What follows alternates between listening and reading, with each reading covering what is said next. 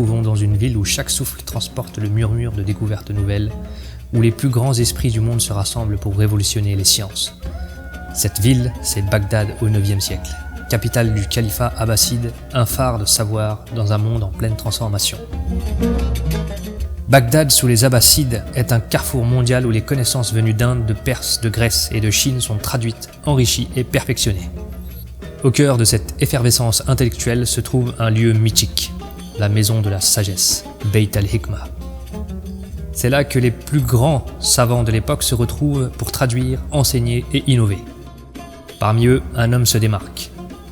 Issu d'une tradition scientifique en plein essor, il pose les bases d'une science nouvelle. Son nom, Al-Khwarizmi. Un mathématicien, astronome et géographe perse qui, sans le savoir, changera à jamais la façon dont le monde pense les nombres et les calculs. Bienvenue dans le Khanat francophone, Sipahi. Là où l'histoire prend vie, racontée autour du feu, comme nos ancêtres l'ont fait depuis des millénaires. Aujourd'hui, nous allons plonger ensemble dans l'univers d'Al-Khwarizmi, un pionnier qui a imaginé des concepts que l'on utilise encore aujourd'hui. Attention! Les événements présentés dans cette vidéo ne sont qu'une reconstitution inspirée des idées et des travaux d'Al-Khwarizmi pour mieux saisir son influence historique et scientifique.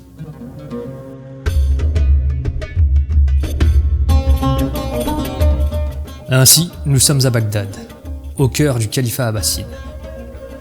Al-Khwarizmi se trouve dans son bureau à la maison de la sagesse, en pleine contemplation de ses récentes découvertes. Les chiffres indiens, qu'il a étudiés avec passion, lui ont ouvert de nouvelles perspectives. L'introduction du zéro en particulier révolutionne sa manière d'aborder les calculs et simplifie considérablement certaines opérations. Pour lui, ces chiffres ne sont plus de simples curiosités académiques, ils deviennent des outils qu'il souhaite rendre accessibles aux administrateurs, commerçants et scientifiques de l'Empire. Alors qu'il s'immerge dans ses réflexions, un administrateur provincial entre dans la salle, visiblement préoccupé. « Maître Al-Khwarizmi », dit-il d'une voix pressée, « j'ai un problème de calcul qui dépasse mes capacités.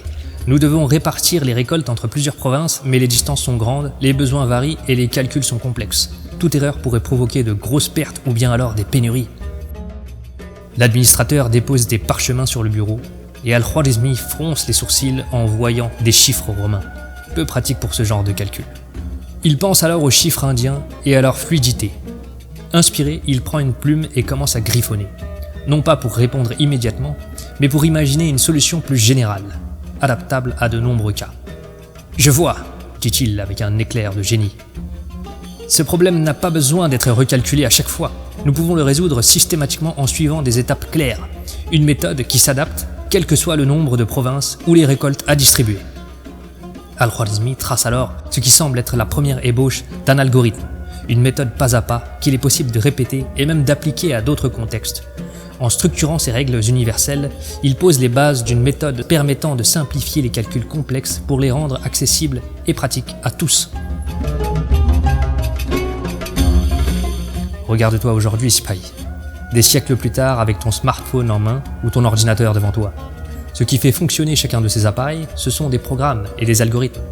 Sans même t'en rendre compte, chaque application que tu ouvres, chaque calcul rapide, chaque recommandation repose sur des principes simples posés il y a plus de 1000 ans par Al-Khwarizmi. D'ailleurs, le mot algorithme nous vient de son nom. Al-Khwarizmi voulait simplifier les calculs complexes pour les rendre accessibles et utilisables dans la vie quotidienne, que ce soit pour les administrateurs, les commerçants ou les scientifiques de son époque. Il a inventé des méthodes qui non seulement facilitaient des calculs, mais les rendaient clairs et reproductibles. Cette innovation a posé les bases des algorithmes modernes, montrant qu'une idée bien pensée peut traverser les âges et transformer le monde. Ce qui est puissant, c'est que son esprit novateur et sa volonté de rendre les calculs accessibles ont établi des bases pour toute la science moderne. C'est là que l'on comprend que les découvertes d'hier ne sont pas des reliques oubliées que l'on trouve dans les livres d'histoire. Elles construisent notre monde actuel. Alors imagine ce que toi, tu peux découvrir, inventer ou améliorer aujourd'hui pour façonner le monde de demain. Al-Khwarizmi a rendu les mathématiques plus simples et accessibles. Et si c'était toi qui simplifiais quelque chose pour notre époque ? Peut-être que la prochaine grande révolution, c'est toi qui l'incarneras. Moralité, simplifier, cela peut aussi être révolutionné. Avant de nous quitter, parlons du prochain épisode. Imaginez un roi dont la générosité dépasse l'entendement. à tel point qu'un seul de ses voyages transforme l'économie d'une région. Sa richesse est légendaire, mais c'est aussi sa foi et son engagement pour le savoir qui marquent les esprits.